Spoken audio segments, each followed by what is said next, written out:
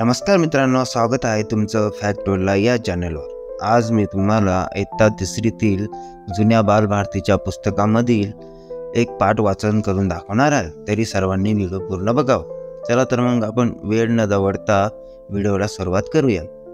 आजच्या व्हिडिओचं नाव आहे खरी पूजा। बंगालमध्ये दसरा हा सण फार महत्त्वाचा आहे। घरोघरी लोक कालिका देवीची 9 दिवस मोठ्या भक्तिभावाने पूजा करतात। दसऱ्याच्या दिवशी मोठा उत्सव करून त्या पूजेची सांगता होते।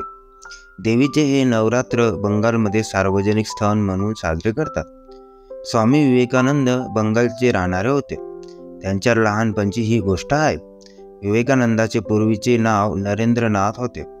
त्यावेळी ते 9-10 वर्षाचे असतील। अशाच एका नवरात्रात त्यांच्या आईने त्यांना पूजेसाठी कालिका देवीची मूर्ती आणायला सांगितले। लहानगा नरेंद्र बाजारात गेला।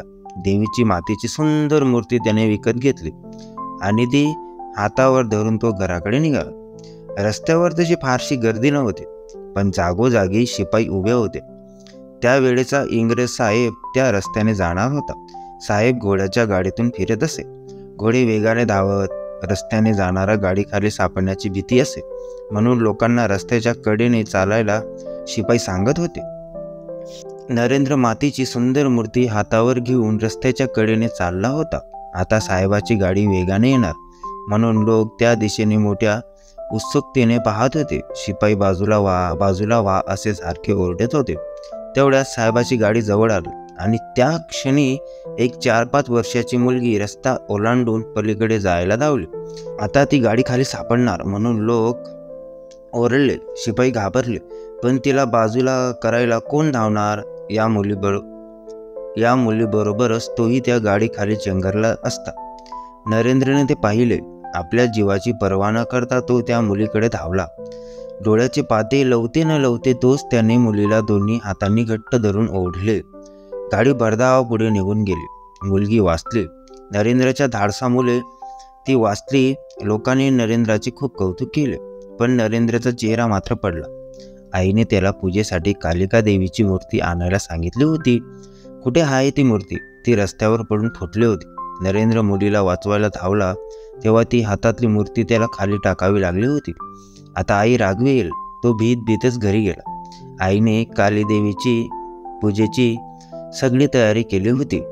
ती नरेंद्राचीच वाट पाहत होती। नरेंद्र आला, तिला आनंद झाला, पण नरेंद्राच्या हातात देवीची मूर्ती नव्हती। देवीची मूर्ती आणली नाहीस असे आईने विचारले। नरेंद्र रडायला लागला। रस्त्यावर घडलेला सगळा प्रसंग त्याने आईला सांगितला। आई, दुसरा इलाजच नव्हता ग। मुलीला वाचवायचं तर देवीची मूर्ती हातातून टाकणं भागच होतं। मी ती टाकली आणि मुलीला वाचवलं। आईने नरेंद्राला पोटाशी धरले। छान केलंस बाळा, छान केलंस। त्या मुलीला वाचवलंस, खरी देवी वाचवलीस। काली मातेची खरी पूजा तू केलीस। देव माणसातच पाहावा, मातेच्या मूर्तीत नाही। मित्रांनो, तुम्हाला ही कथा कशी वाटली? स्वामी विवेकानंद यांच्या जीवनावरील असे रोमहर्षक कथा आहेत। चला तर मग भेटूया आपण पुढच्या व्हिडिओमध्ये। तोपर्यंत तुमचं व्हिडिओ बघितला त्याबद्दल धन्यवाद।